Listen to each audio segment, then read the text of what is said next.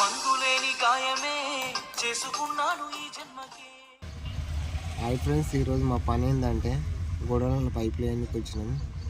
First అయితే మేము main circuit ఉంటాయి కదా, మెయిన్ సర్క్యూట్లలో పైపులు వాటర్ పెట్టి చెక్ చేసుకుంటాం. మొత్తం సిమెంట్ పోయింది, స్కూలర్ పెట్టి ఆ పైప్లలో స్టార్ట్ చేసుకుంటాం. ఏం చేస్తున్నావు? ఇప్పుడు మా చిన్న వాటర్ పెట్టమని చెప్తా. చిన్ననా ఏడు రావు.